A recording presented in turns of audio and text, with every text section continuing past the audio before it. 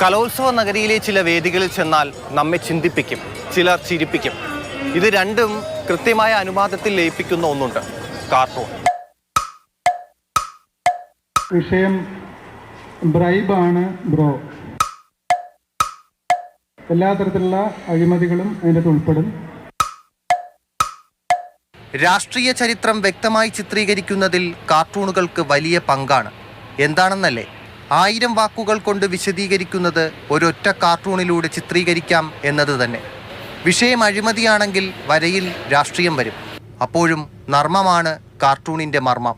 അഴിമതി ആദ്യം ഓർമ്മ പൊളിറ്റിക്സിലേക്ക് തന്നെയാണ് പോകുന്നത്. ഇപ്പോഴത്തെ നേതാക്കന്മാരും എല്ലാവരും ആ ഒരു രീതിയിലാണ് ഉള്ളത്. നമ്മുടെ പൊളിറ്റിക്സിൽ ഇപ്പം മെയിനായിട്ട് കണ്ടുവരുന്നൊരു കാര്യമാണ് അഴിമതി.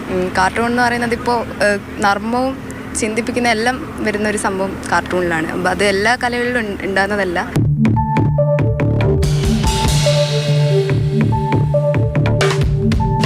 കാർട്ടൂണിന്റെ തുടക്കകാലത്ത് അവ കലാരംഗത്തിന് പുറത്തായിരുന്നു. ചിത്രകലയെ കാർട്ടൂണുകൾ നശിപ്പിക്കുമെന്നായിരുന്നു ഒരു വിഭാഗം. പക്ഷേ കാർട്ടൂണുകൾ പിന്നീട് സമൂഹത്തിലേക്ക് ശ്രദ്ധ തിരിഞ്ഞപ്പോൾ കലയായി, കലാപ്രസ്ഥാനമായി. കാർട്ടൂൺ ഒരു മൂർച്ചയേറിയ ആയുധമാണ്. ഒരുപക്ഷെ ഒരു 10-15 പേജ് എഴുതുന്ന ഒരു ലേഖനത്തെക്കാളും ആശയം ജനങ്ങളിലേക്ക് അതിവേഗം എത്തിക്കുന്നതിന് വേണ്ടി, അതിൻ്റെ മൂർച്ചയോടുകൂടി തന്നെ എത്തിക്കുന്നതിന് വേണ്ടി ഉപകരിക്കുന്ന ഒരു കലാരൂപമാണ് കാർട്ടൂൺ. എത്ര ഗൗരവമേറിയ കാര്യവും കളിത്തമാശ ചേർത്ത് ലളിതമാക്കണം. കലോത്സവം കൊല്ലത്താകുമ്പോൾ ഒരു പ്രത്യേകത കൂടി പറയാം.